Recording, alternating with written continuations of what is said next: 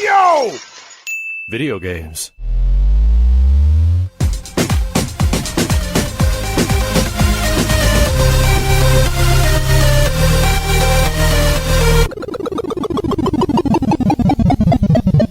What up, dudes, and welcome back to the YoVideogames podcast. I'm Matt. And I'm Andrew.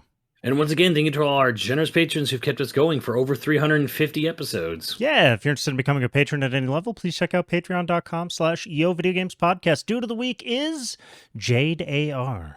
Thank you, Jade. Thank you, Jade. And once again, I'm I guess trying to keep your full name as private as possible. But if you're like, hey, I don't know, maybe there's a lot of Jades out there, and you're like, hey, you can just say my whole name. You want me to change that? Do that. But besides our patrons, we have a sponsor. And our super sexy sponsor for this episode is Manscaped. Now, super sexy sponsor who'll make you a super sexy man, I guess. I mean, I guess there's really nothing saying you couldn't enjoy Manscaped, if you were, otherwise. It's in the name.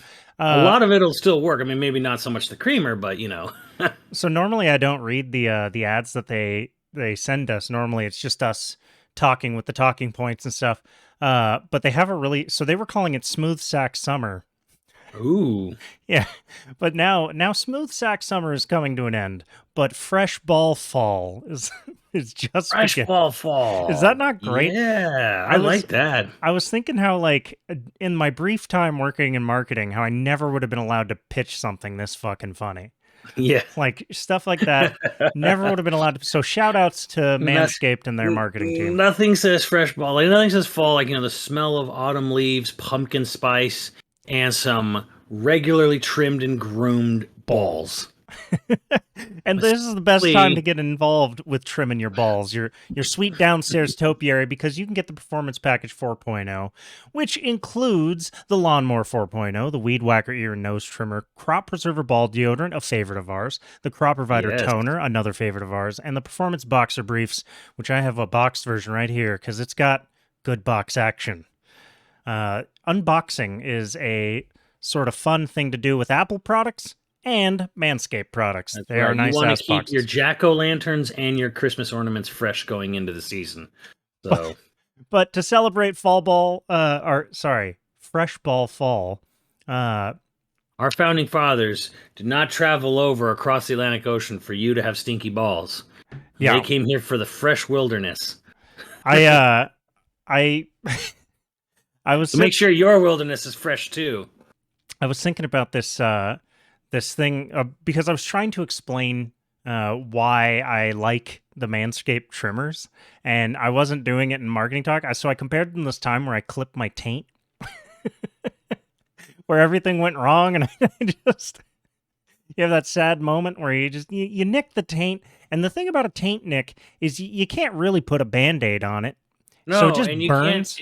And you're never allowed to, like, forget about it, because no matter what you do, where you walking, sitting, whatever, you are going to be reminded that you nicked your paint. Sweating. Yeah. It's bad. But the reason I was why I was talking about that is the sweet ass Lawnmower 4.0 comes with a bunch of different guides, and the whole thing can be used in the shower. So you don't have to be weirdly bent over, I don't know, a toilet seat. Honestly, I like the flashlight, because it has like a flashlight pointed right up, at the thing. So when you're really using it, there.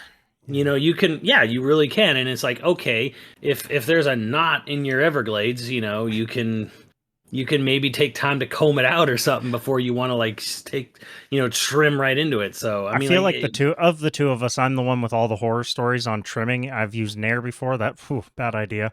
And I really came to the Manscaped team. I don't know. Do you have a horror story?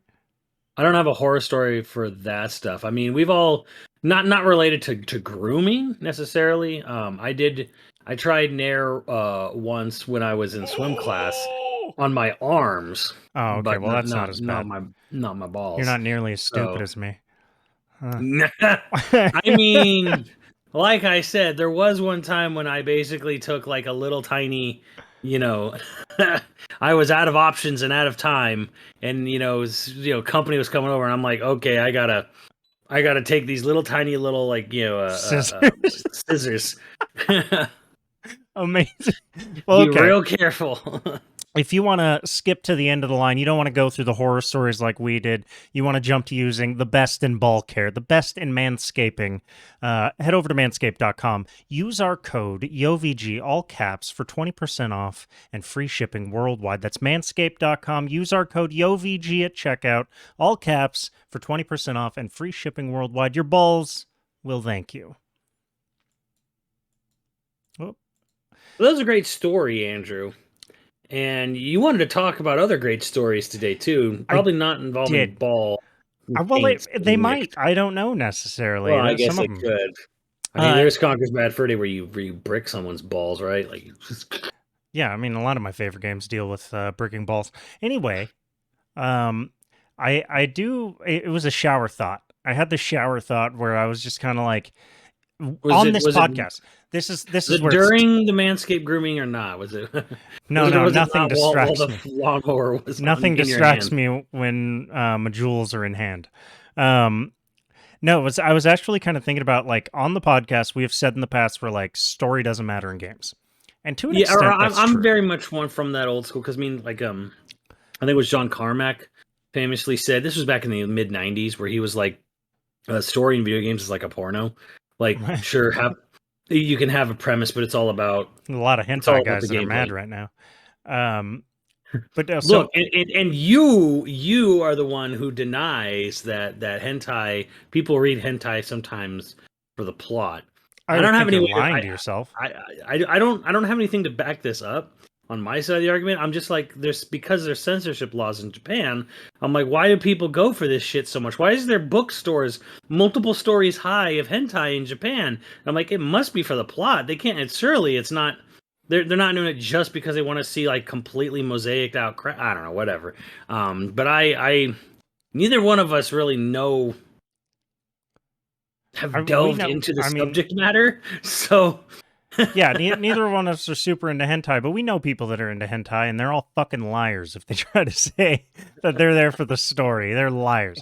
Anyway, so my thought was, I think I was wrong. And here... Oh, you were wrong about the story. Yeah, I was wrong about story in games being secondary to gameplay. Damn, I thought it was going to be about hentai. I think it's true in the past that the loop was more important than the story, and the story is secondary entirely. That's why so many video game stories make no fucking sense. Why characters are nonsensical in a lot of game stories.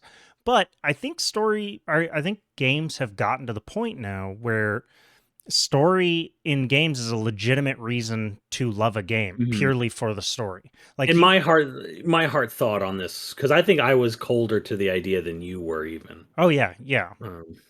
Have you? So you've warmed up to this idea where, like, games are really complex, and here's where I get a little bit shower thoughty.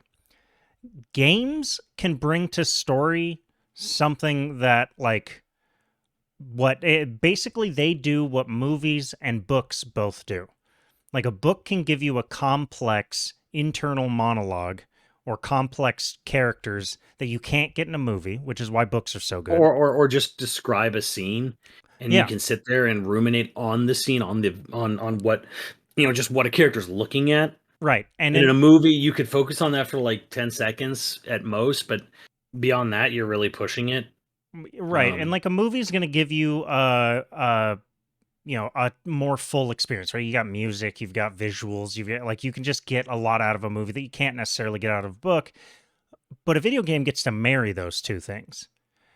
It can, yes. And that's why I'm kind of on board now, where I'm like, AAA games as they move forward, and yeah, it's mostly Sony that's doing it right now, but as they move forward, they're really kind of marrying that. Whatever you think of The Last of Us 2, think about all the ways it tried, and in my opinion, it succeeded even, to explore two completely separate, justified acts of revenge.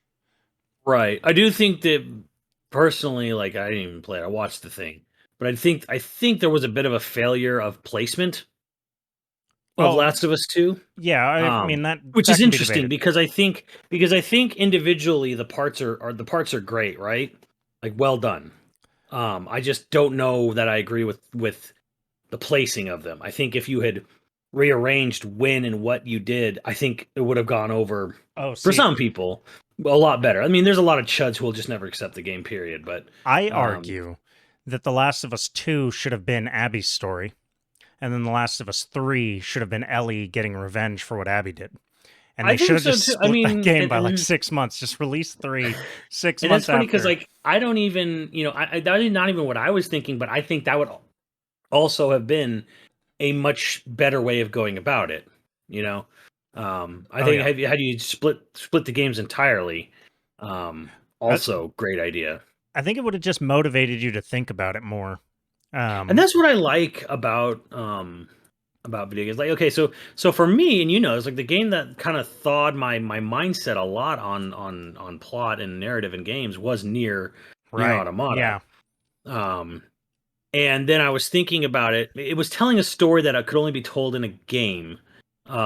Because now that's very unique to NieR Automata. I'm not saying this is like what every game should do or whatever, but it does one thing that only a video game can do, and that is it has you repeat actions and go through motions where people have done this in movies, but it usually doesn't really go over that well. And in a movie, you have 2-3 hours most, right? Right. NieR Automata, it's like a 25, 30 to 50 hour video game. And a big part of the narrative of that game was talking about the sort of the loops and the repetition of humanity, and how, and in a lot of ways, like how personally in your life, you'll keep trying to you'll repeat things over and over. And then in the game, they talk about narratively in the background how one of the machines, they began mimicking human civilizations and human concepts, where they started doing kingdoms and they started doing like socialism, like communism. They tried all these different methodologies of society. They tried all these different societal things, and they all failed eventually. And then there was even ruminating, like, was the goal of the machines to fail? Was it to see when did, how long does this last? What is the point of this? And then they would do it again. Almost like they would try to start a kingdom, and then it would fail for whatever reason, and then they would restart it again, and they try to do it again and again and again, like almost as if failure was the goal. Right. So there's all kinds of stuff like that, and then just the whole idea that it's like I want to tell this story about that sort of delves into the repetitive nature, your cycle of of violence, or your cycle of this or whatever over and over again. And it's like that's a line repeated, by one of the characters as he's losing his mind. You can't tell that, at least the way it's told in NieR Automata, without a video game. Right. Like you could make like an 8-hour, 10-hour miniseries. Can you imagine like a 10-hour miniseries of a guy like repeating the same action with very slight differences over and over? People would fucking lose their mind. Well, I think that's what Yoko Taro is kind of amazing at, right? Is he found the best way to tell a story with games, right? Mm-hmm.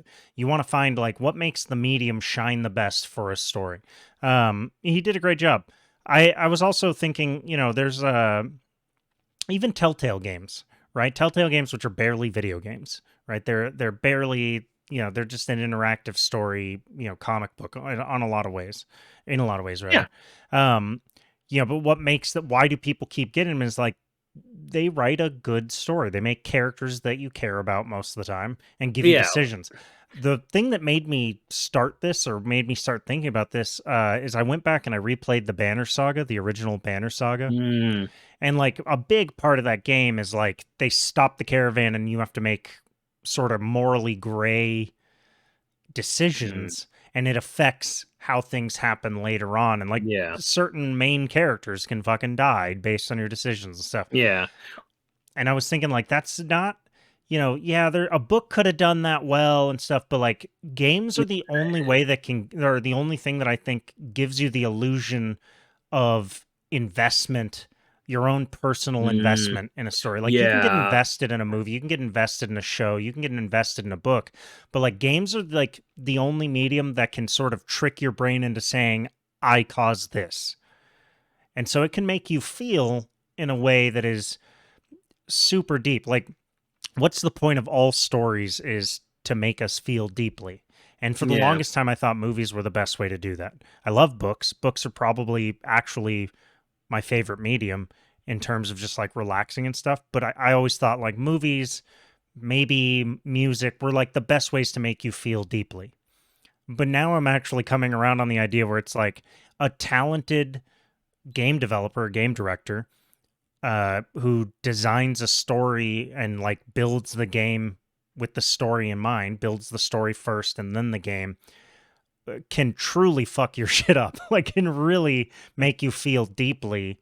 Yeah, and I think there's a bit of a and games fall into this trap. And this is where games sometimes fail, is where they try to go into like the choose your own narrative adventure, and they have these very kind of like, you got the good ending, you got the bad ending, Yeah. right? But I think it's better when a game doesn't try to make it a very clear cut, this is the good ending, this is bad, Right. but also when a game does have something to say, like there is artistic intent behind it. Right. And I don't want the morality meter type thing. What I mean though is Yeah. like it's not so much about making the right or wrong decision. It's more about tricking you into being invested into the decision you're making. To where you're Yeah. not trying to get the good ending or anything like that. It's more just like I'm making this decision because it's the best decision in this moment to move forward. Yeah. And then at the end, or not even at the end, it doesn't even have to come out at the end that like, oh, you did the wrong thing. It just like I want it to trick you into being invested. So going back to like The Last of Us, the reason why I say The Last of Us 2 should have been split into 2 games. I think that if they would have made you care about Abby as a main character, part of the reason why I think she fell through as a main character is that you were switching back to Ellie, and Ellie is the hero. You have a pre-established relationship.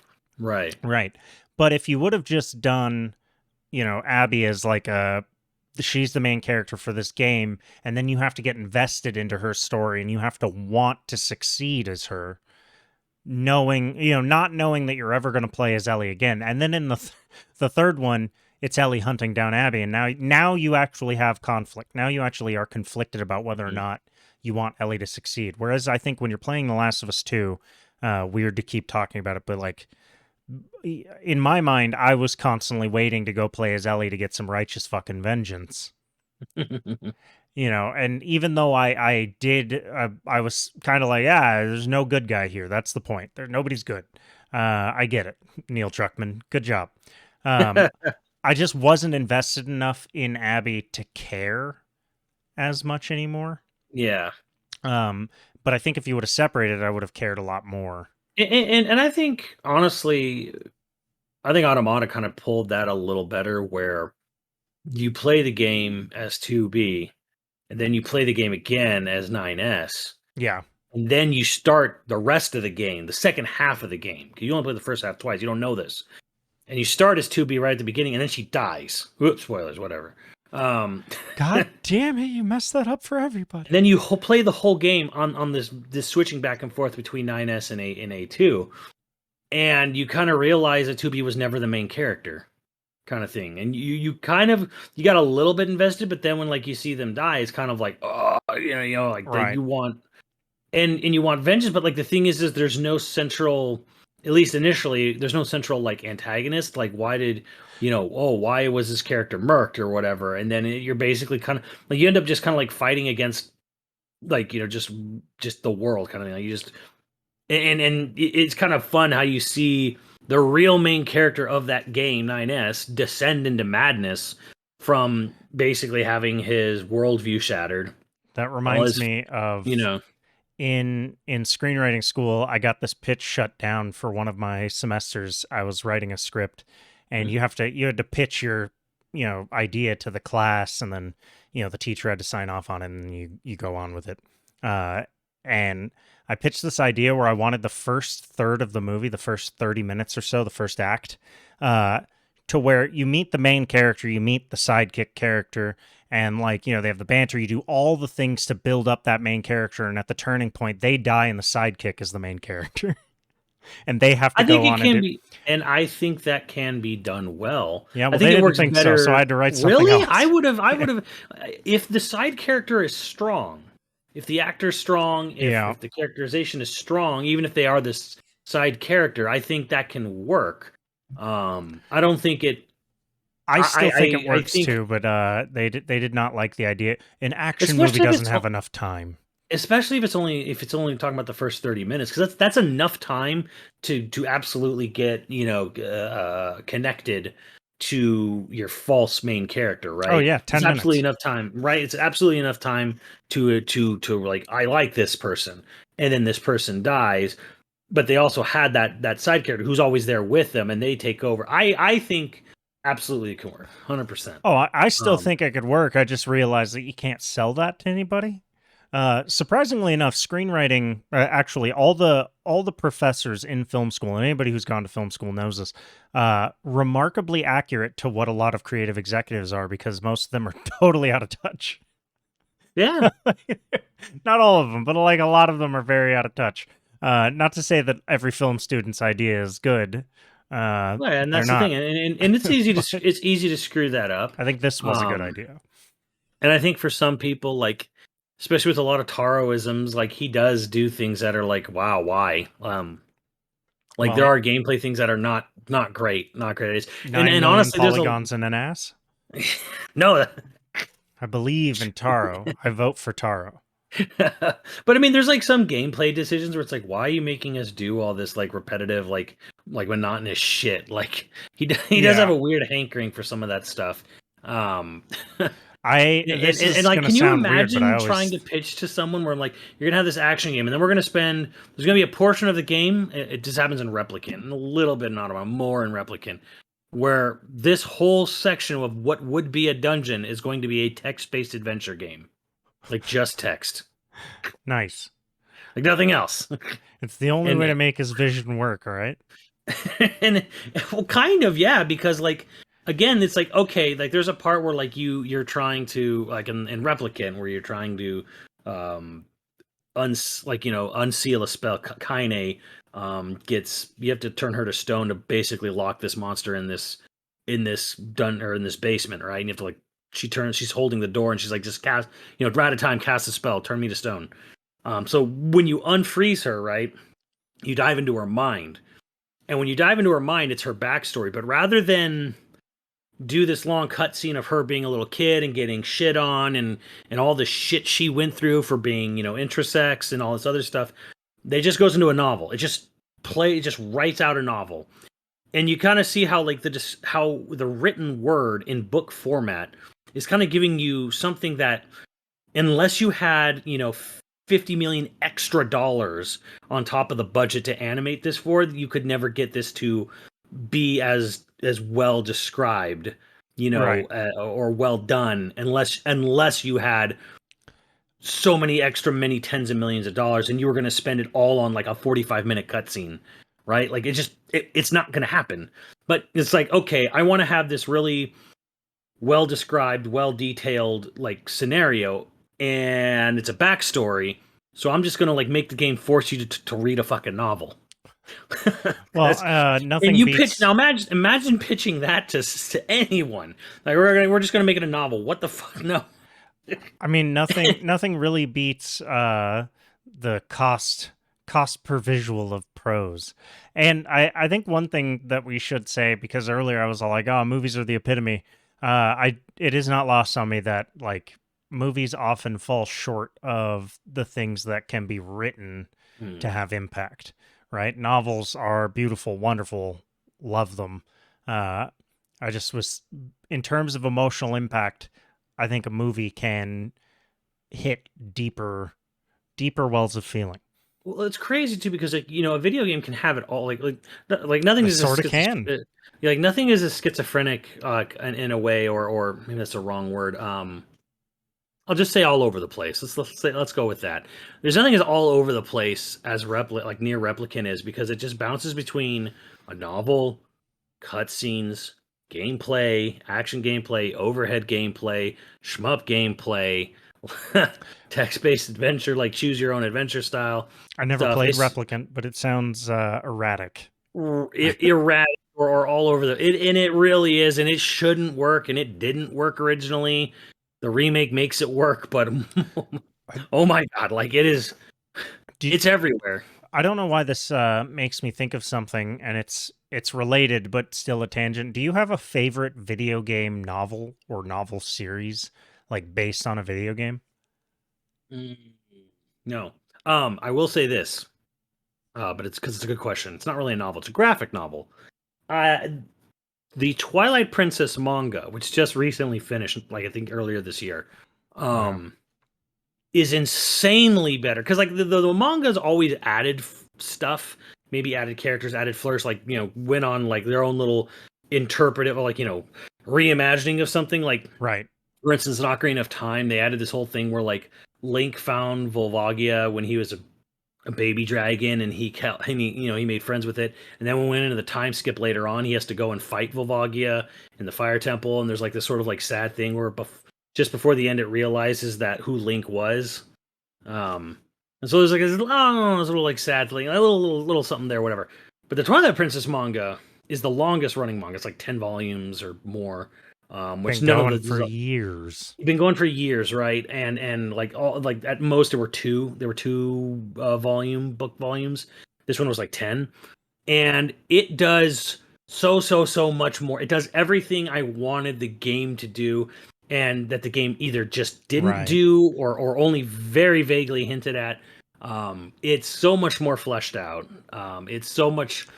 It's way darker. It's way more gruesome. Like at the beginning of the game, like when the bokoblins come in and like you're at the spring and they raid the village, and like they take your girlfriend and the kid and they ride off with them, and then like they see the the shadow realm whatever stuff forming, and they run off, and all they do to Link is bonk him on the head, right?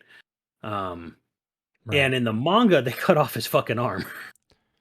like it's like it's yeah, like it gets really brutal. Like so like his healing process and his wolf transformation is way worse. They show old Link from Ocarina of Time like aging, and whatever, and then like they really go into the whole thing about how he couldn't find a way to secure the future, whatever.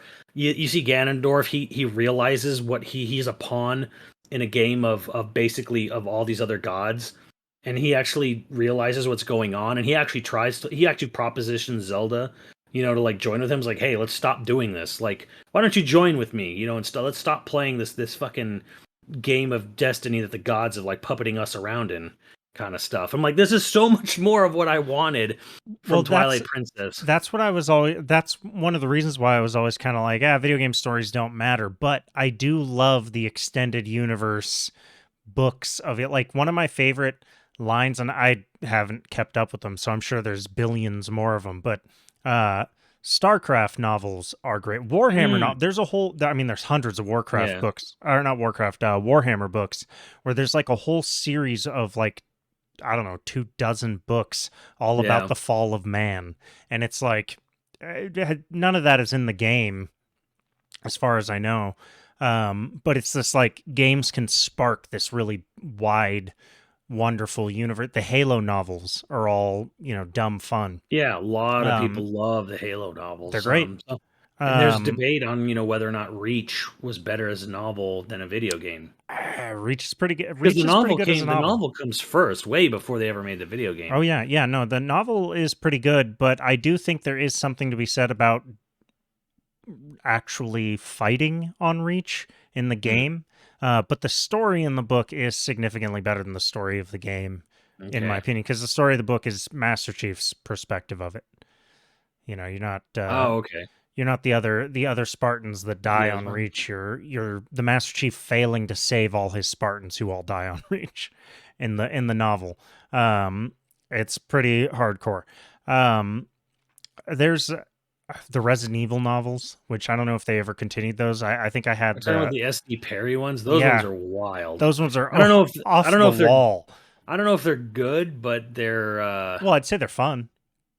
Yeah, they're definitely fun. to be fair, the source material isn't that good to begin with from a narrative function, which I know a lot of people will say is sacrilegious, but I'm like, look, Resident Evil's fun, but its narrative goes everywhere. Like, yeah, it's nonsensical.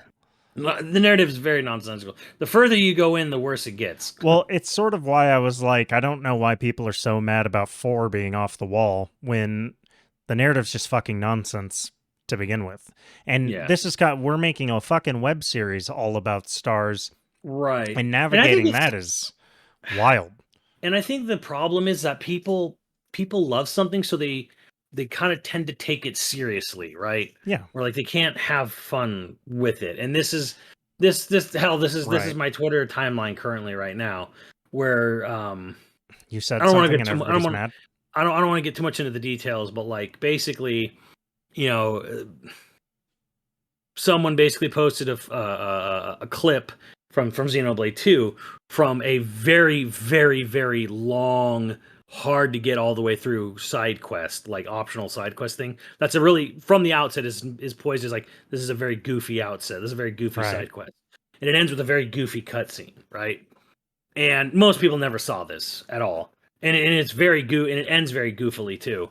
And I was just kind of like, fuck all y'all. Like I don't need my game to always be 100% serious and, you know, all the time. Like this is the argument we've had on YoVideogames about Tekken, where like, we say Tekken's hokey. Tekken is hokey. It has its serious Steve will stuff. Kill you in your sleep. Whatever. He knows I'm right. Like it absolutely has its serious moments, and it has its fun moments too. Why? Because you can have both. I don't like a lot of Western RPGs because there is no fucking charm or levity in them at all. Because for some reason, the people writing Western RPGs, I don't know what happened. I don't know why this is, but there is no fucking sense of fun with these people. What are you talking about? There's loads of fun moments in Last of Us 2. Right? Yeah, well, I'm talking more like RPGs because like I didn't even get through it, but it's all I played sad. 40 hours of The Witcher 3, and again, this is my go-to because people love The Witcher 3. People are like, there's plenty of funny moments in The Witcher 3. There's like maybe dry humor or like something somewhat like loads of dry humor. Happens. Yeah. And like, what is Geralt's response to everything? Fuck. Fuck. Yeah, he's stoic. No, there's loads. Like, there's loads of humor. Like, I'm like, okay, so there's humor. Like, oh, we got to help this guy find his wife. Oh, his wife's a goat. He's fucking his goat. Her. But it's like, it's not even really played for laughs. It's just kind of like, you know, like, oh, help find my bride. You run out there. There's a fucking bear. You have to kill the bear. And then it's like, oh, it's a goat. Fuck. And you take the goat back. The guy, oh, thank you. He's like, fuck. Give me money. You're just a hater. I am a hater because there's no fucking levity in these things. There's loads of levity in it. It's just dry. Dry humor's humor, goddammit. I guess, but the character doesn't want to be in the game he's in. Right, and then, that's what makes him funny. All the humor from Skyrim comes from the game not fucking working. You know, I'll give you that, yeah. Like, Skyrim, there's very little played for laughs on purpose. Yeah, like the arrow to the knee is was not meant to be a joke. It's a meme because it was just that's how memes work. It's like, oh, this dumb. It was this a dumb meme because it was line. said so much. Yeah, it was said so much. And it's not even a joke. It became a joke, but it wasn't even intended to be. Like, I don't know.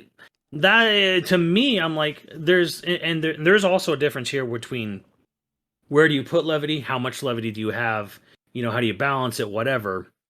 And I think Marvel's getting a little bit of shit for this recently because they're undercutting serious moments with a punchline. Yeah. Oh yeah. They constantly undercut. And I get that, and I agree with it. You know, there's 14 hours of cutscenes in Xenoblade 2. About 2 minutes of it have goofy shit in them. Like, for real, enough? 2 minutes. Is that enough, though? No, I mean, there's other goofy-ish shit that happens that's like very, very quick jokes or whatever. But like, it knows when this is a goofy scene, right? And this is a serious scene.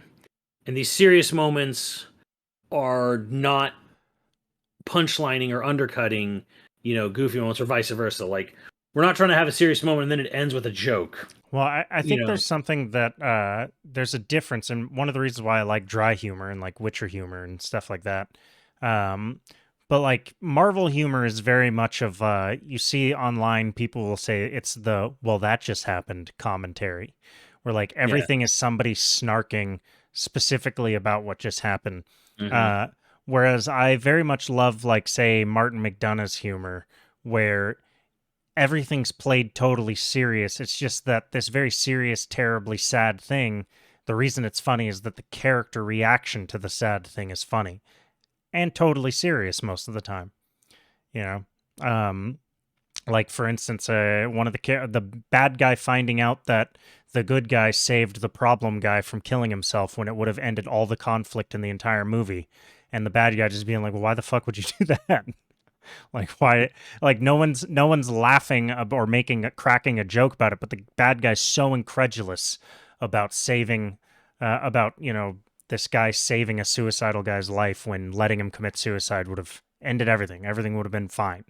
Um, Shit like that is very funny, but doesn't necessarily rob you know the Yeah. the emotional turmoil of the scene, whereas Marvel does a lot of like uh serious thing delivered, ball hits me in the face, smash pie, Yeah. and it does do that, and I'm fine with that. I can still find that entertaining, but I do see why that's a complaint. I think DC tends to go the other way, where everything's so Yep. goddamn serious Yeah. and Yeah. Yeah. Yeah. dour Yeah. that it Hmm. becomes exhausting. Yeah. um You know what is funny also too, or interesting, is when you have the opposite, where you try to have like what seems like a comedic premise, and then it gets undercut when you realize the severity of what's going on or becomes serious. mm, yeah, That's that can hard to be, do. it's really hard, but it is Um, very cool. um, There's a the show called reason, Fleabag that kind of does that, where she's constantly making jokes and being humorous, and then you realize how terribly serious and sort of fucked up the situation is, and her jokes are obviously a coping mechanism, and it 1-2 punches you so hard. mm, It's, yeah, oof. this is gonna be spoilery for recent games, but there's a side quest line in Xenoblade 3 that really kind of threw me my head for a loop. So this is a side quest spoiler for Xeno 3. So side quest is one of these this army unit basically puts in a request saying, there's just been sightings of a large monster in this trade route area, or just like a area where they travel, right? So you go to investigate it, and then like you track down the monster, and it's this giant sized turkin. A turkin is a vaguely humanoidish bird tribe, and they're very kind of like orcs like, or like, like, very primitive, spears. They use that's their main weapon, is spears, bows, and like hunting horns, right? Okay. And there's this giant turkin, and you're like, what the fuck? Oh my god! And you fight it, and he's like, I was like, why? And then he starts talking, and he's like, why humans always, why you always attack me? Like, what are you doing out on our trade route? He's like, I'm looking for, like, I'm looking for a safe place to raise my two kids, because I got sent out, I got cast out of where he was, and everywhere he goes, he keeps running into other things. So you're like, all right, fine. So then you're like, okay, and he talks all funny, he calls you humans and stuff. And then you're like, okay, you go out to get food for his, for his kids and stuff, because he causes like this giant birdman causes a huge ruckus everywhere he goes. So you go out and you gather supplies. When you come back, a hunting party besides yours is actually formed, and they're attacking this guy. So you and him fight to defend his two kids, and then you're like, okay, this is getting weird, whatever, right? And then he's just like, he like hunches over. He's like, and he starts telling you like, I've cut, I'm dying, like my gizzards are spilling out. And he's just like, I just wanted to find a place for my kids to grow up in safety, a nesting place for them. And then like the main character, who was like this very, foul mouthed, like, quick, quick to the punch, character, is like, all of a sudden they're like, oh, what the fuck, you can't die. And they basically, he's like, please, like, just, I don't care, if I don't make it, just, you know please let my kids, find a place for my nestlings. So she ends up you end up adopting these two and sending them to go live and work, in one of the main castles, learning to become chefs, like culinary. It's Um, That seems But mostly sad, not funny. but it's played up Frank. He's like, oh, it's a fucking Turkin. And then he talks all funny. He's just like, you always rough, you always messed up stuff for me. Craw. And he has like a funny way of talking and all this stuff. And like, you please, go. So it's all like jovial. First, like, oh, her, like, we're supposed to find a big monster, and it's just a big fucking Turkin. And then he ends up dying, like so straight sad. up. So dying and asking you please find a safe haven for my children that I was trying to raise. So I'm like, that's this game. That's Xenoblade 3. Very cheery game. That doesn't seem funny at all. That seems terribly, terribly sad.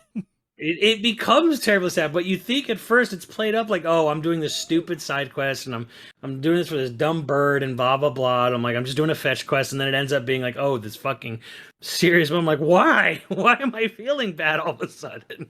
Fucking misery porn. I never want to play those games. You absolutely should play Xenoblade 3. Christ, no. Ugh. It's just anime graphics and misery. Ugh. Misery. It's so good. It's so good though. I just want to be sad. It's not an overtly sad game, although people are really At least in fucking... Druckmann's game, there's sex. It's weird sex. There's sex in Uncomfortable-looking Xenoblade. There's sex in Xenoblade 3 too. Anime titties? All right. I mean, Well, you my don't interest- see. Okay, you don't see. No one's getting raw dogged on a boat. bullshit. And I don't care. I'm not going through all that sadness without any fucking, all right?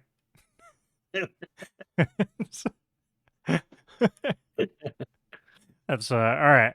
One thing I moving did on. though, kind of want to talk about a little bit, and what games have the ability to do as a game that is not in movies and books, is that they let you kind of go at your own pace, but in a way where it's like you can flesh out characters and locations more in a game than you can do in a book or a movie, because even in a book, who gets to describe a place very well, and Tolkien goes into the backstory of everything, right? You don't really get to experience, say, the day-to-day life of something, right? So and a game that I really kind of like this was, again, and we really need to get you to play 13 Sentinels, is that like, okay, every day you get to go around town and you can talk to all the different characters, around Tokyo, and you can see what's going on with them. And if it was like an RPG, and it's not, but if it was, you could do side quests for characters and sort of like help them out, like. And this Xenoblade does this, of course, with all its many different NPCs and side quests. But it's like that's something you kind of get to do, where it's like you can become attached to a group of characters or an area in a game more so than you ever could in a movie or a book, because you have the time to sort of just, okay, we don't have to advance the main plot right away. You can go out and about and you can just start learning about these other characters' day-to-day lives and stuff, and just talk to them and do stuff like that. Granted, that takes a lot more writing, it takes a lot more time to implement, but it's something that games can do. It's also something, and this is where I'm going to throw shade, this is why I fucking hate the Kingdom Hearts series so much, because of the wasted potential, where it's like, you're going to go to all these Disney movies, and it's like, okay, rather than, hey, I'm going to travel to Agrabah, and now you're going to actually get to do side quests and meet all these different people and citizens and flesh out all these other side characters from the movies. No, we're going to condense the plot to basically about, a fifth of what it is in the movie, and it'll have none of the charm, and we're just going to it's just, you're going to be how it is. You're going to run through empty, small corridor streets of Agrabah, fight little gooey heartless things that come out, and then you're going to go to the quote-unquote Cave of Wonders, and then you're just going to fight a boss, of Jafar. And then you'll come back later and you'll just fight some random fucking schmuck in a black trench coat, has nothing to do with anything. And it's just there to, I'm going to make the story more confusing for this other non-Disney focused narrative we're running in Kingdom Hearts.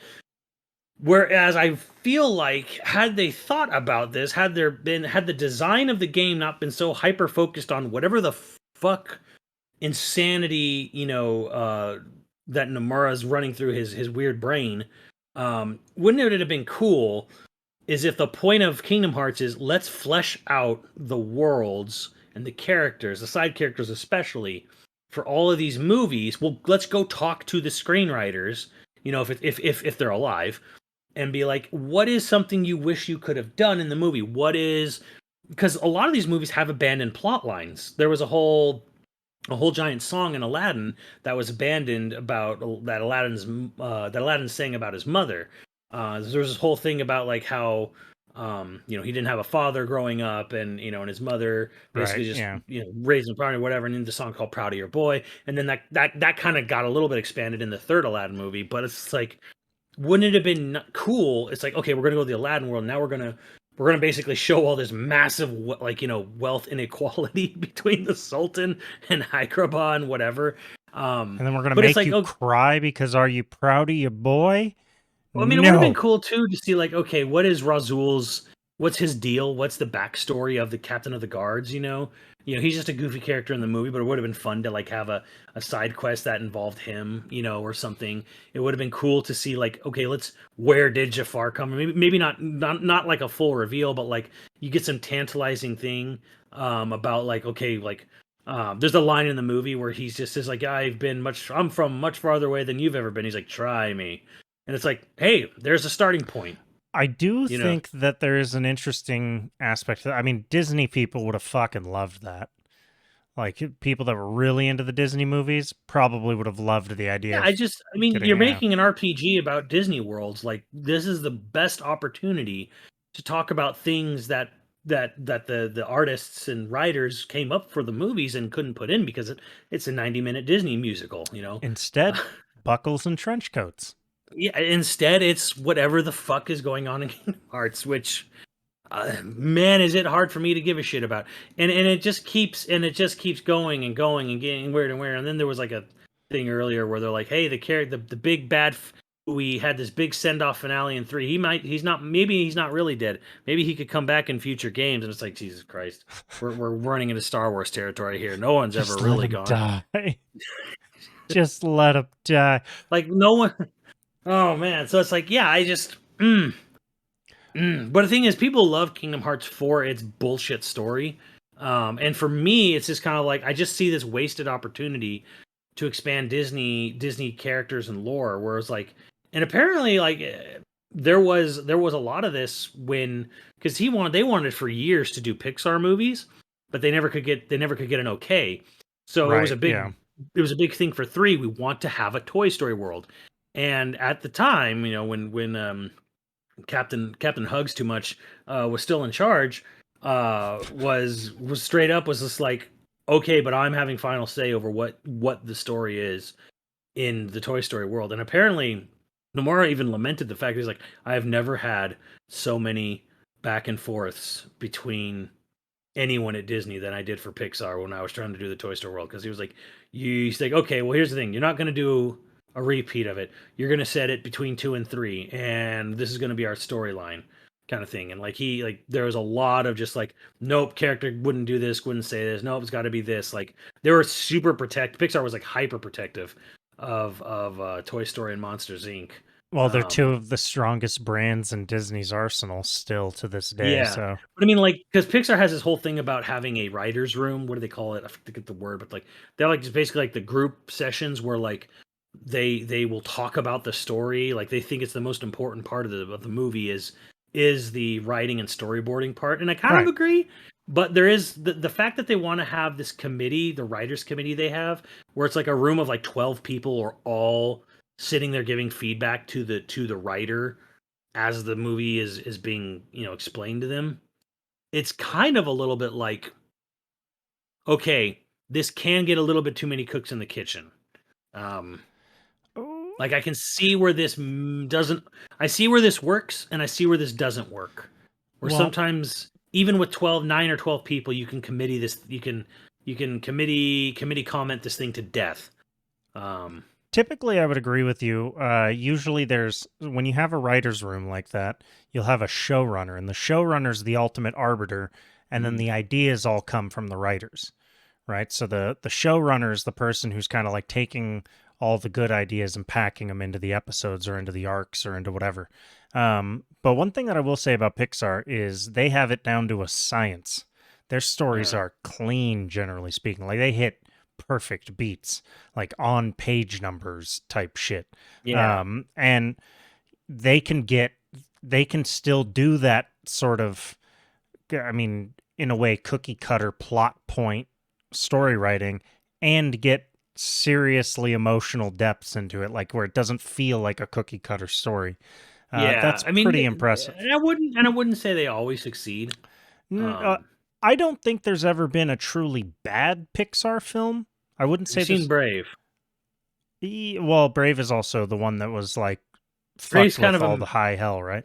Yes, Brave's kind of a mess because the director left halfway through production and another director took over, and you can literally see in the movie where that happened. Yeah, right. That one got all messed up to high hell.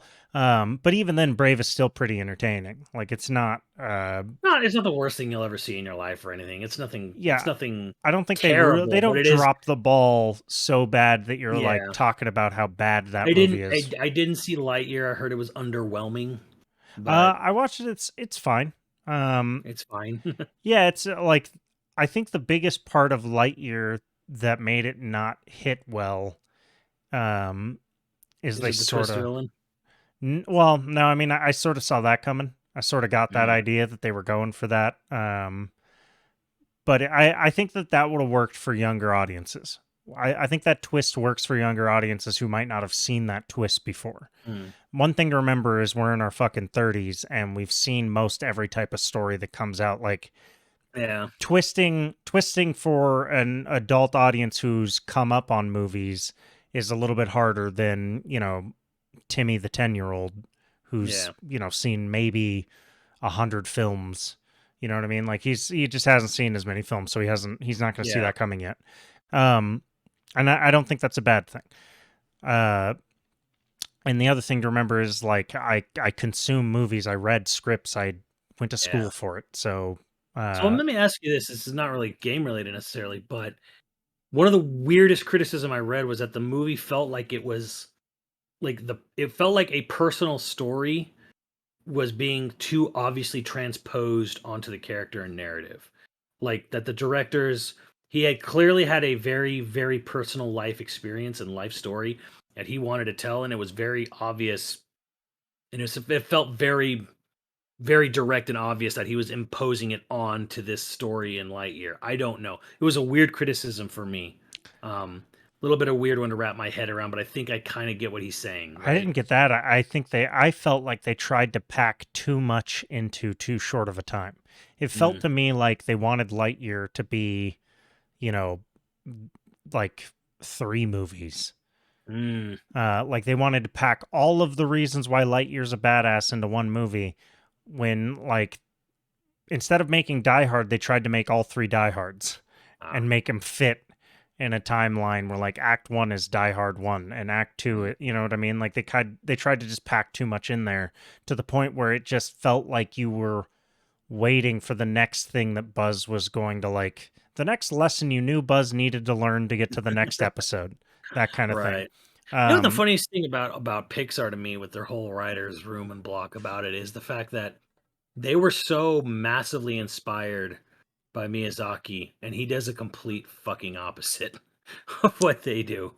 Where he just writes and storyboards it himself, and a lot of times they don't even know where the story's going. Like they just have complete faith this one guy's not going to fuck it up. well, yeah, I mean, he's an auteur though, and at Pixar, you're not really trying to be an auteur. You're trying to match Pixar's brand. Hmm. And this is why you could argue why Ghibli fell apart without him and Isao Takahata, who's already passed. Where it's just kind of like he flat out said years ago in an interview, he's like, "What's going to happen to the studio once you're gone? It's going to fall apart." Honestly, he's like, never found anyone. They never found anyone to carry on their legacy. They kind of did with the director of Whisper of the Heart, and then he died right after the film came out because he overworked himself to death. Congratulations, Japan.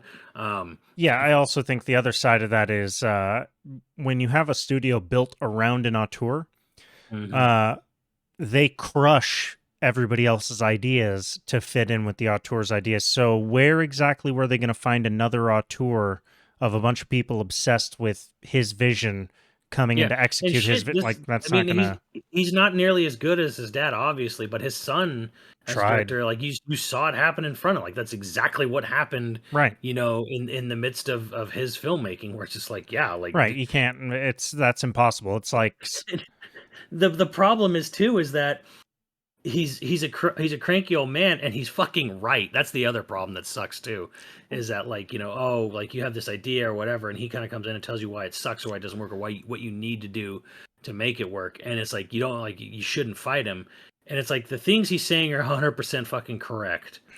Yeah, but the thing is it's art. But man, is he just a is he just a is he just a bitter old man saying it? But there's also just like there's no. He's not a people person.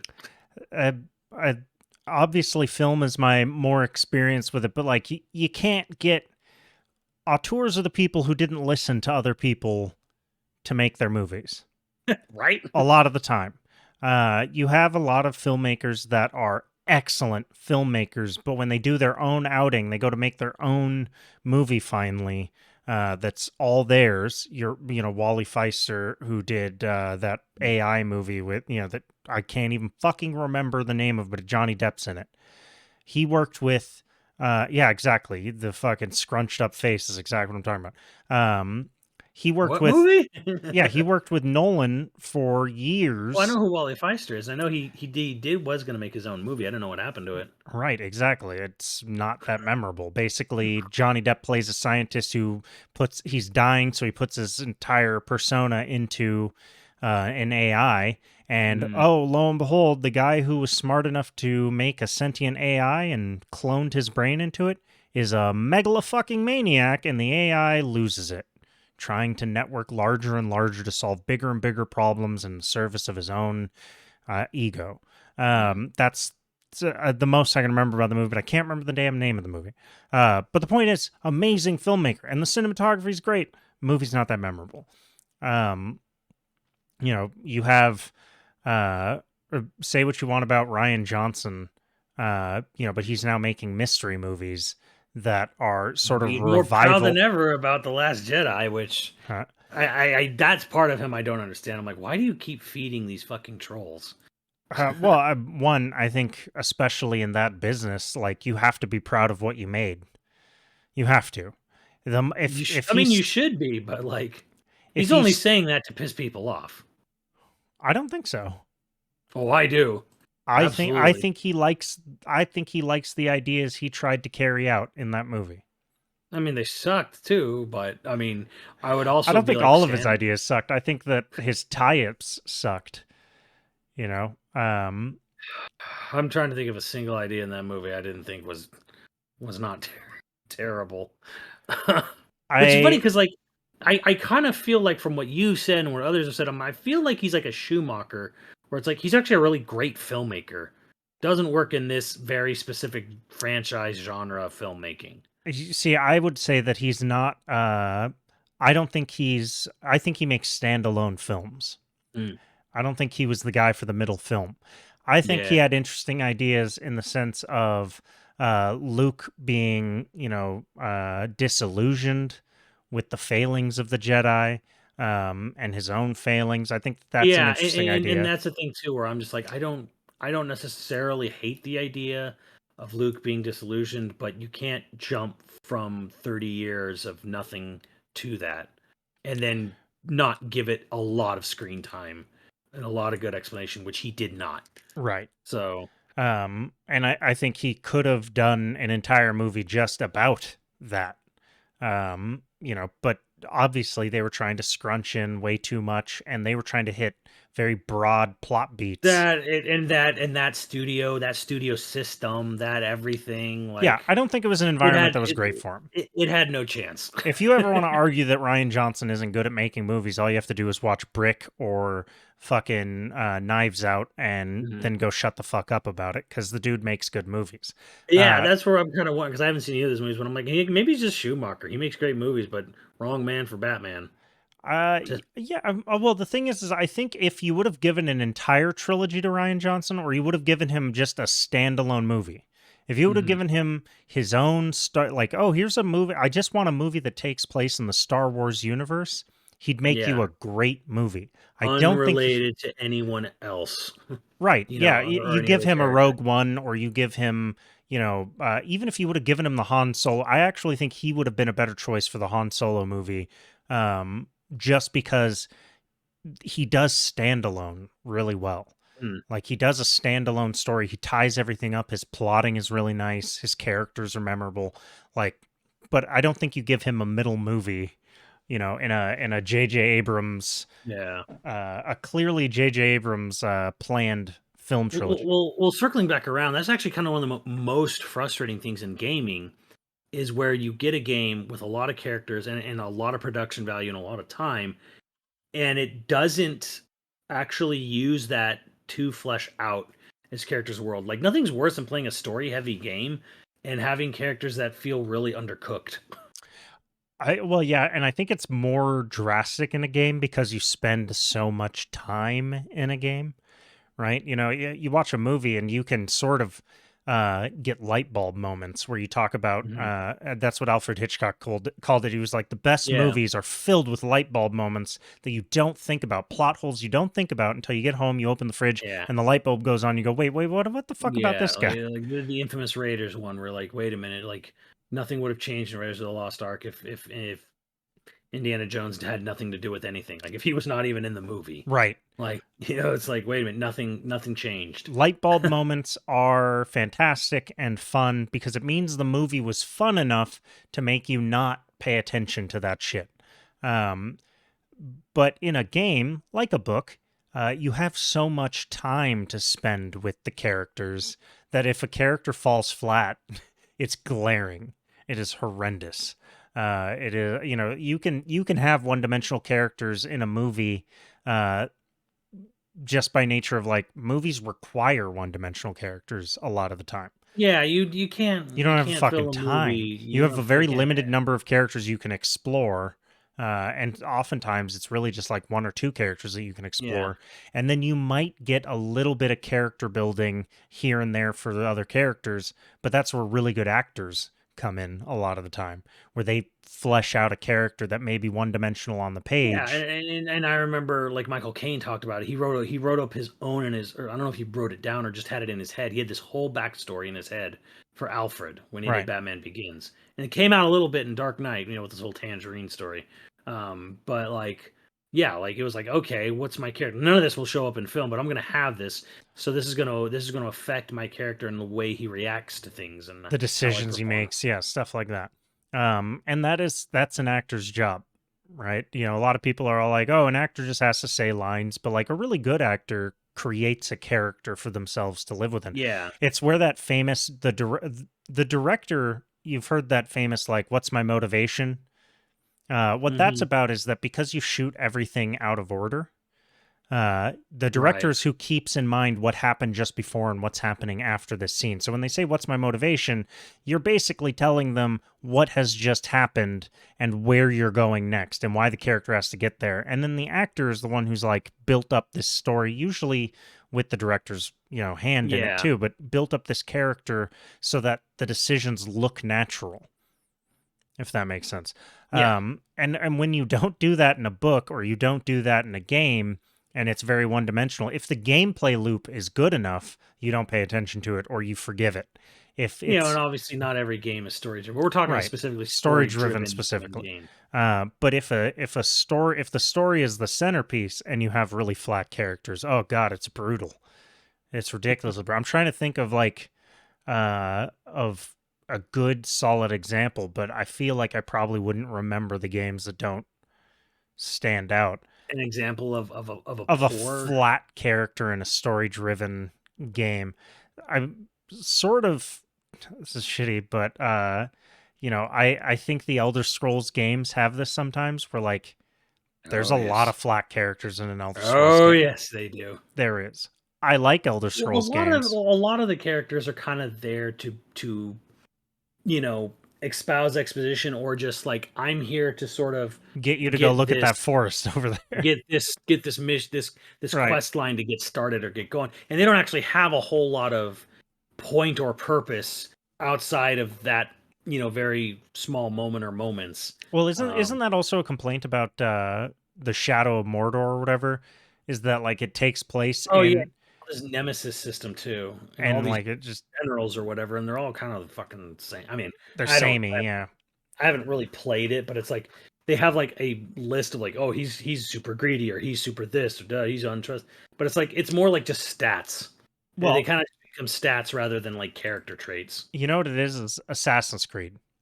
Assassin's Creed is a good example of this. I like Mm. Assassin's Creed games. I skipped over a bunch of them because I got burned out on it, but Odyssey and Valhalla, I liked both of those pretty good. Odyssey, I think, is a better game, but Mm. I would say that the main character in Odyssey, at least I played the female version, has a bunch of character, and I still like remember her fondly. The main character in Valhalla falls a little flat for me, where I don't remember many of the character moments for that character, Yeah. and I would say that Oh, that is it's where like it's brewed. Connor. It's like Connor versus Ezio. We went through 3 games of Right. Ezio. And when we got to Connor, it was like Connor is a piece of wood. Yeah. Well, it's hard to stand up against an Italian for I jumping mean, off a like page, the worst part was his dad. Hatham. You play as Hatham for the first hour, and they had that twist. Oh, he's actually a bad guy, right? And Hatham, within his hour or two of gameplay, was instantly more likable and had more character than Connor. And then when you get to Connor, you're like, this sucks. This fucking guy. But final thought on a story in a game. Maybe we'll end on what do you think? Because right now you're saying Xenoblade 3 is probably the best story in a game you're playing right now. Right now, it's not better than 2. 2 has a better story than 3. You Yeah, think I so? said it. I did. I said, well, not to get too spoilery, but I really like the characters, and I think the story's fine in 3. Pretty good. It's the villains. The villains are awful. The villains are just super shitty. Or at least one of them. The main one is.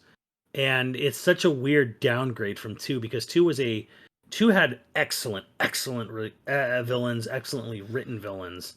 Um, and then 3 is just kind of like it almost was like they had this setup for this plot and this narrative and this location, and they're like, well, how does the villain actually fit into the? It feels Hand almost like waving. hand waved Yeah. away. Like there's a bad guy. He showed up. He did some stuff. Like I remember really liking the story for Beyond Good and Evil 2 or Beyond Good and Evil. yes, And like now I want to go back and play it. I own it on PC, but it's god awful to play on PC.